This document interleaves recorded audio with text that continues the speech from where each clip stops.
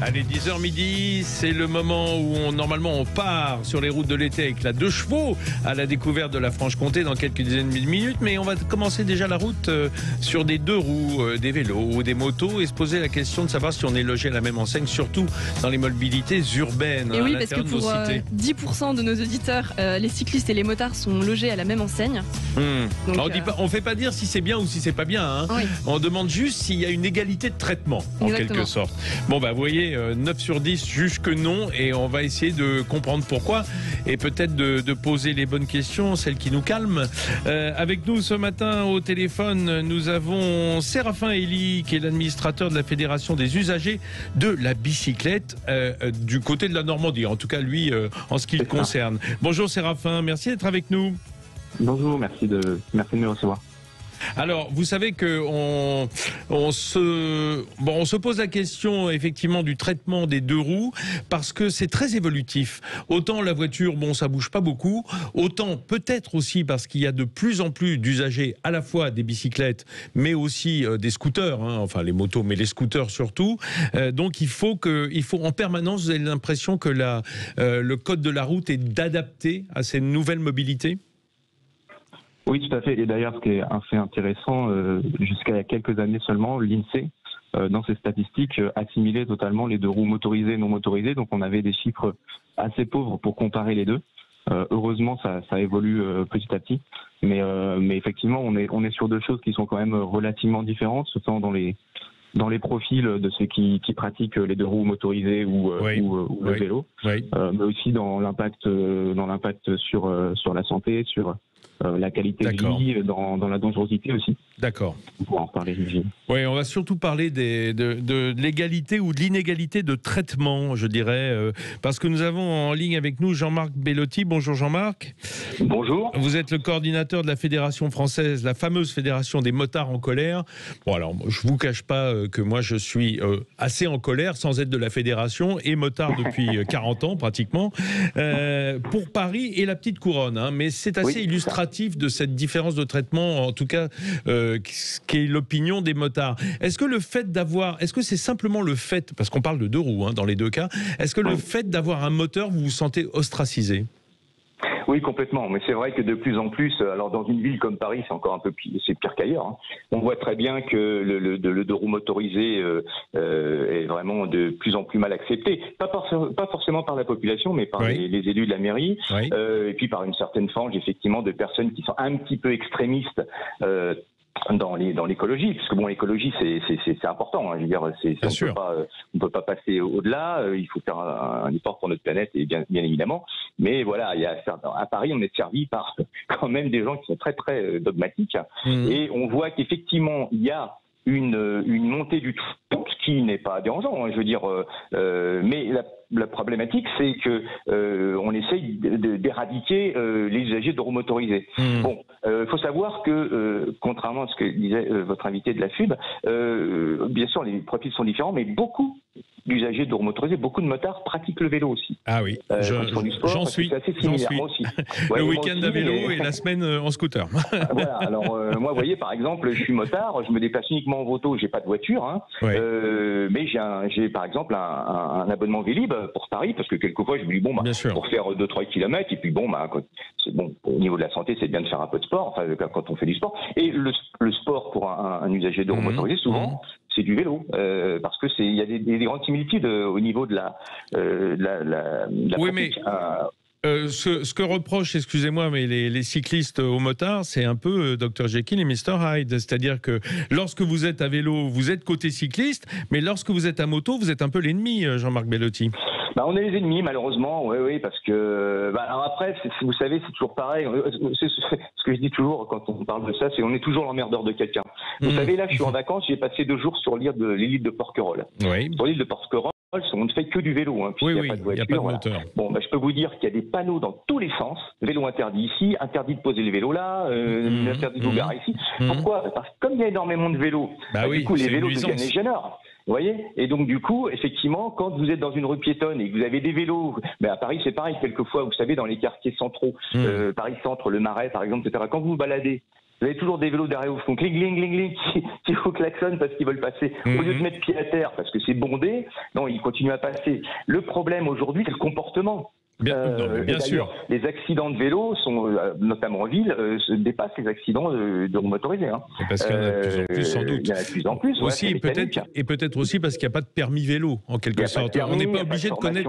Attendez, je vais demander à notre ami Séraphin Elie. Est-ce que vous considérez que les vélos et on va dire les cyclistes en ville notamment auraient besoin d'une sorte de mise à niveau du code de la route? Parce que parfois on s'aperçoit, et notamment chez les touristes, qu'il y a une méconnaissance des règles de la route qui est flagrante. Alors, l'apprentissage du vélo, c'est quelque chose qui se développe en fait. Hein. On ressent pas le besoin de faire, comme vous le dites, un permis vélo. Néanmoins, effectivement, d'avoir donc ce qu'on appelle nous le savoir rouler à vélo, c'est en fait un dispositif qui s'apprend à l'école souvent. Qui peut s'apprendre à l'école, mais tout au long de la vie, hein, il y a des vélos-écoles, y compris pour les adultes, pour les fondamentaux, se remettre en selle, comme on dit. Donc ne pas chuter, tourner, être à l'aise, tourner les bras, etc. Et vous comptez sur la conscience du cycliste plutôt que sur le contrôle, c'est-à-dire plutôt que sur un petit examen qui correspondrait à un petit permis vélo. Oui, mais le vélo, c'est la liberté. Il ne faut pas mettre des examens partout. Ah, ça y est, l'honneur se réveille. C'est ça.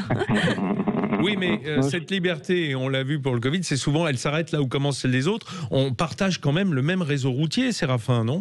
On partage le même réseau routier. Après, je pense qu'il faut apporter une nuance fondamentale, qui est que à vélo, on ne représente pas ou très rarement un danger pour les autres, pour les piétons. C'est ça. Dans des univers très très contraints, très très piétonniers, etc. Comme les trottinettes, globalement. Comme les trottinettes, etc. Sur les trottoirs, normalement, un vélo n'a rien à faire sur un trottoir, etc. Ça c'est évident. Néanmoins, quand on conduit un véhicule d'une tonne 5 à 50 km/h, on représente un danger qu'on ne représente pas quand on est à 15 km/h sur un vélo. Est-ce que ça reviendrait à dire, Séraphin Elie, dont je rappelle que vous êtes à la Fédération des usagers de la bicyclette, est-ce que ça reviendrait à dire que l'ennemi pour vous est plus l'automobile, voire même le camion, que le deux roues motorisé ?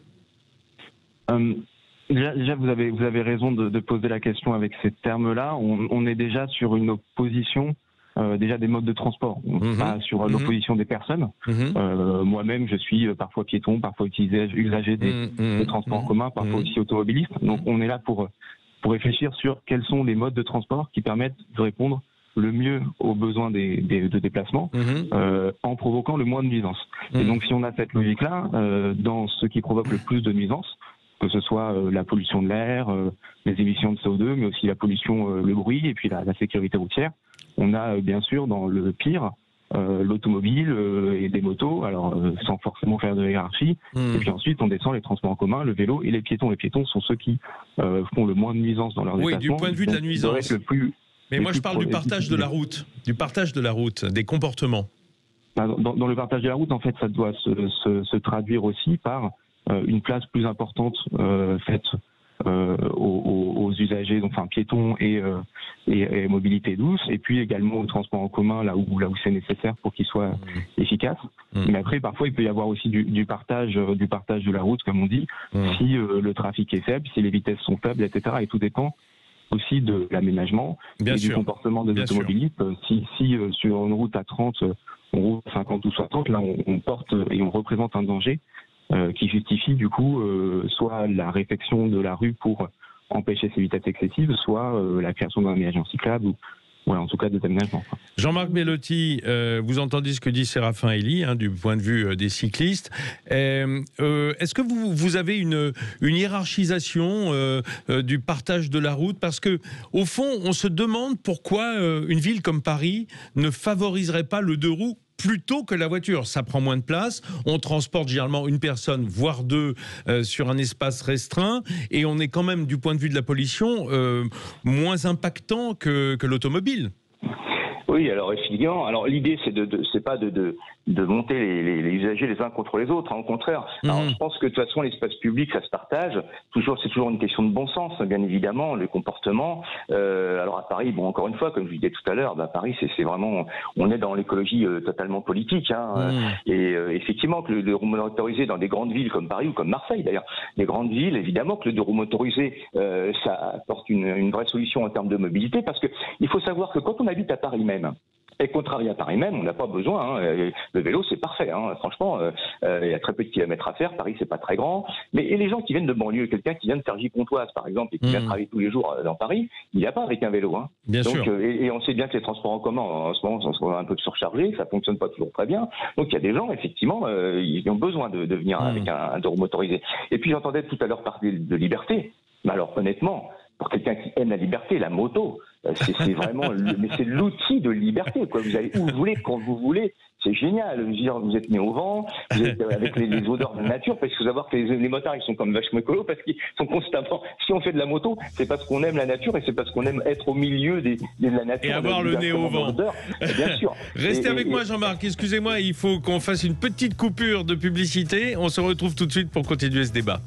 10h midi, c'est l'heure où on se pose les questions d'été, en tout cas avant 11h. Et ce matin, on se demande si dans les mobilités urbaines, les cyclistes et les motards sont logés à la même enseigne. Alors on a avec nous Jean-Marc Bellotti, coordinateur de la Fédération française des motards en colère, et Séraphin Elie, administrateur de la Fédération des usagers de la bicyclette. Eh bien, je trouve que nos invités sont très courtois. Moi, je m'attendais à ce que ça s'empoigne un petit peu plus, tant mieux. Hein, parce que la courtoisie, c'est ce qui se perd en premier sur la route, et notamment entre les deux roues sans moteur et deux roues motorisées. Que pensent nos tweetos? Eh bien, il y a quand même 91% d'entre eux qui pensent que les cyclistes et les motards ne sont pas logés à la même enseigne en ville. Ah oui, c'est à mon avis. Alors, on va commencer par poser les questions qui fâchent un petit peu, excusez-moi, hein, mais j'ai besoin quand même de dire les choses. Jean-Marc Bellotti, je ne sais pas si vous le notez comme moi, mais par exemple, le feu rouge est un outil qui échappe le plus souvent maintenant aux cyclistes. Alors, je ne sais pas si c'est une tolérance ou une vraie règle du code de la route. Qu'est-ce qu'elle dit, Éléonore, parce qu'elle a son avis là-dessus? Moi, j'ai mon avis là-dessus. Je pense que le feu rouge, il faut le respecter dès qu'il y a des piétons, dès qu'il y a des voitures qui passent, mais dans une rue où il n'y a personne absolument et où on a fait tous les contrôles. Attendez, c'est pas ce que dit le code de la route. Non, mais je sais, mais s'il n'y a pas de contrôle de police ou quoi, moi je suis pour griller les feux, parce que nous, on n'a pas de moteur en fait. On ne peut pas redémarrer comme ça. Nous, c'est notre énergie. Bah oui, mais c'est notre énergie humaine. Il faut Jean-Marc Bellotti, qu'est-ce que vous en pensez, vous avez observé ce comportement? Alors en tant qu'usager, parce que encore une fois, je fais aussi du vélo et beaucoup de motards font du vélo. C'est vrai que quand on arrive au feu, si on s'arrête et qu'on repart, ça casse les pattes en vélo. Hein, c'est vrai. Mais bon, honnêtement, je préfère me casser les pattes que la tête, parce que vous savez, on est dans Paris, hein, surtout la nuit.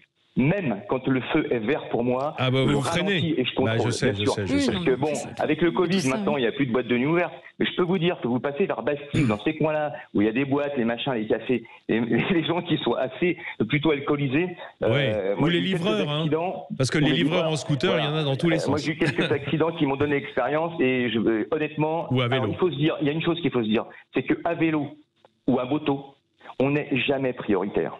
Les gens qui sont en priorité, il y en a plein les cimetières et plein les hôpitaux. Et il faut faire super gaffe à ça. Séraphin, qu'est-ce que vous dites, vous, du point de vue des cyclistes? Vous avez l'impression quand même qu'il y a un petit laisser-aller, hein, du point de vue de ces règles du code de la route? Déjà, je pense qu'on a oublié de mentionner dans ce débat le panonceau qui le cédait le passage au feu, qui existe et qui permet de tourner à droite, par exemple, même quand le feu est rouge, évidemment respectant la priorité des piétons qui passent, etc.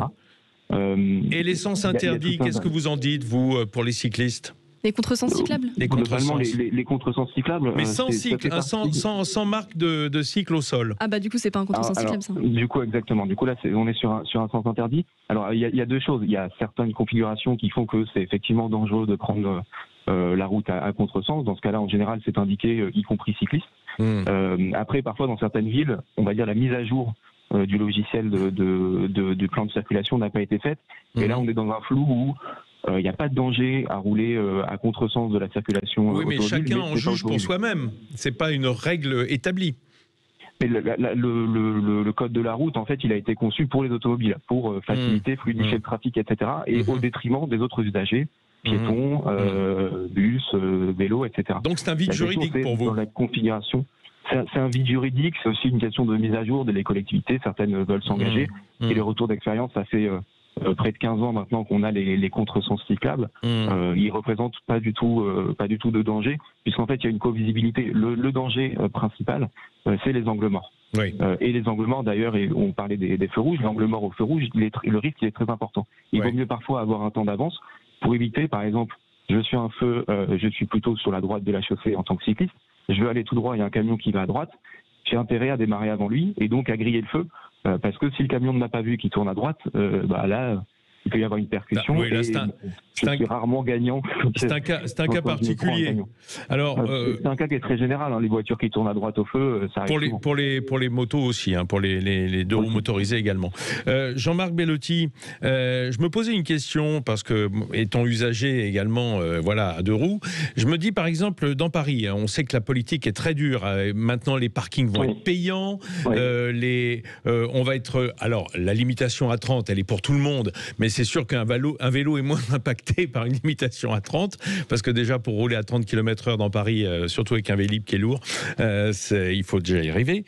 Est-ce que vous, par exemple, puisque tout à l'heure Séraphin nous disait oui, il ne faut pas mettre de côté l'impact écologique d'une moto, est-ce que vous seriez d'accord si on vous libérait, enfin on vous autorisait à rouler dans les pistes cyclables, mais avec des motos électriques?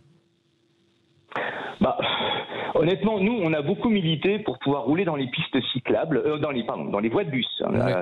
Déjà les voies de bus. Dans les voies de bus. Après, on a laissé tomber parce que maintenant, elles sont prises par les bus, les taxis, les vélos. Mais honnêtement, non, parce que je pense qu'une moto, électrique ou pas, dans une piste cyclable, c'est carrément la folie. Je veux dire, c'est pas du tout le même différentiel de vitesse, même si c'est limité à 30, alors évidemment, si tout le monde roule à 30, tout le monde roule à 30. Honnêtement, moi, avec mon Vélib, j'arrive à aller faire les 31, 28, 30, je m'use un peu. C'est bien, vous avez une bonne patte. Mais quand j'ai mon propre vélo, par exemple, qui est beaucoup plus performant, je peux rouler à 45, 50, avec un vélo. Pas électrique, un vélo de course, un vélo en tout cas de route. Vélo, mais donc, il y a des gens qui roulent assez vite, et c'est pour ça que, non, je pense que... Donc, il n'y a pas de partage de pistes cyclables possible, nous, vous savez, de point de vue de la fédération. Les usagers de roues motorisées, nous, on n'a jamais demandé à avoir une piste dédiée. Souvent, on nous dit pourquoi vous ne demandez pas une piste dédiée. Non, nous, on est pour l'espace, le partage de la route. On est très bien sur nos voies. On demande juste à pouvoir circuler entre les fils, parce que c'est une évidence. C'est revenu, ça. Ça avait été supprimé, c'est revenu, la tolérance en tout cas. C'est revenu.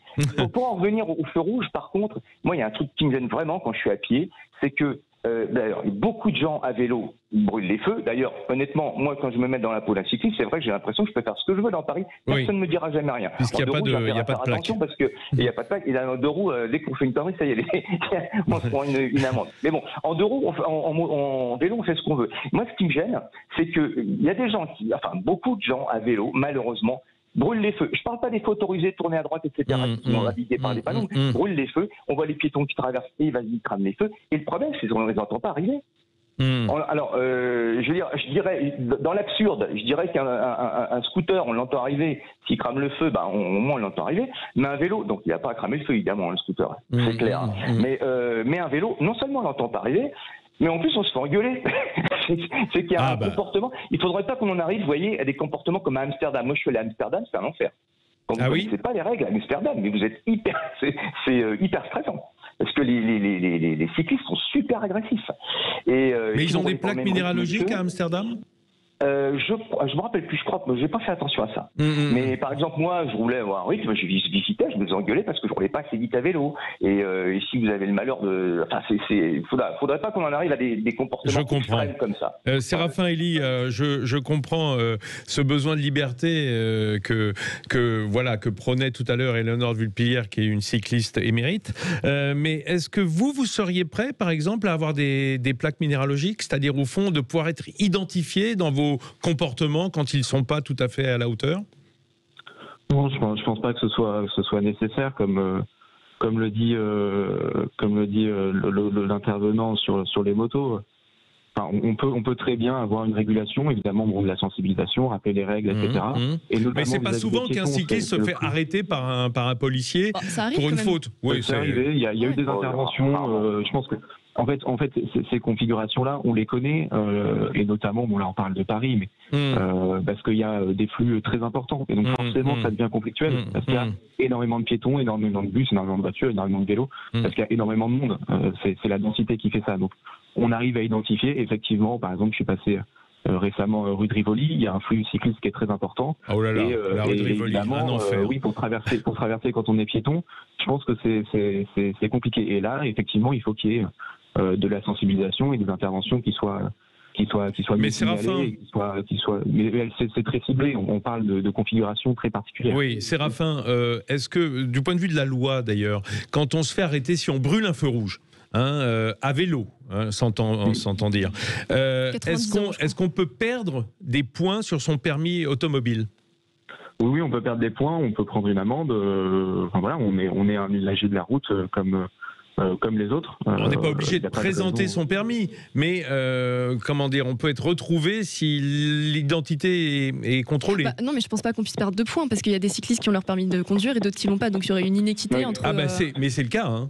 C'est le cas. C'est le cas. Après, comme par exemple vous parliez des Vélib, il y a aussi tout un développement des vélos de location, libre-service, etc. Oui. Je pense que ce serait tout simplement une usine à gaz que de vouloir mettre des plaques et des plaques d'immatriculation, etc. Et est-ce que vous seriez prêt, comme on connaît les endroits, s'il y a le flagrant délit, voilà, il y a la sanction qui tombe. Est-ce que les cyclistes seraient prêts à partager leurs pistes cyclables avec les 2 roues motorisées si c'était des moteurs électriques, donc non polluants ? Je ne pense pas que ce soit raisonnable, parce que la question, en fait, elle se pose effectivement, oui, sur la pollution sonore et la pollution atmosphérique, mais c'est aussi une question de sécurité. Nous, on a... Mais à partir du moment où on est limité à 30, par exemple. En fait, la logique dans les aménagements, on se dit, un aménagement, il est bon si un enfant de 7 ans peut y aller en autonomie, en toute sécurité. Ce qui d'ailleurs élimine, vous en doutez, pas mal d'aménagements qui sont en général et bien souvent malheureusement mal conçus, des bandes cyclables étroites, etc. Bien sûr. Quand on a un véhicule qui a une capacité d'accélération qui est très importante, qui pèse 300 kg ou plus, on n'imagine pas mettre sa grand-mère à cet endroit-là. Mais c'est le cas des trottinettes, des trottinettes électriques par exemple, qui ont une capacité d'accélération bien supérieure au vélo électrique. Qui accélère bien, mais qui peut représenter un certain danger, mais qui pèse, la trottinette, elle pèse 10 kilos peut-être. Donc quand il y a un choc, le choc est pas mortel. Ah bah c'est sûr. L'énergie cinétique est moindre. Absolument. C'est vraiment une question de sécurité aussi là dans ce... Bon allez, on va se quitter. Je suis heureux de la courtoisie à nouveau dont vous avez fait preuve l'un et l'autre, Jean-Marc Bellotti, pour les motards en colère. Pas tant en colère que ça, hein. Peut-être parce que vous êtes en vacances. Si, en colère quand même. Colère constructive. Oui, c'est ça. Essayez de trouver des solutions. Peut-être en polluant moins, effectivement, mais c'est peut-être la solution électrique. Si je peux ajouter, c'est le 2 roues motorisé, c'est 0,5% des émissions de tout le parc roulant thermique. 0,5%. Donc on arrête aussi de nous stigmatiser par rapport à ça, quoi. Oui, mais il ne faut pas que ça attire à en avoir plus et que le taux monte, évidemment. Merci également Séraphin Elie d'avoir été la voix des cyclistes ce matin. Éléonore est tout enchantée de vous avoir, parce qu'elle c'est une militante pour le cycliste. Voilà. Bon, on ne vous réconciliera pas, messieurs, mais en tout cas, on ne vous opposera pas non plus. Tant mieux, effectivement, le traitement est peut-être pas le même, mais peut-être parce que ça correspond à des comportements différents sur la route également.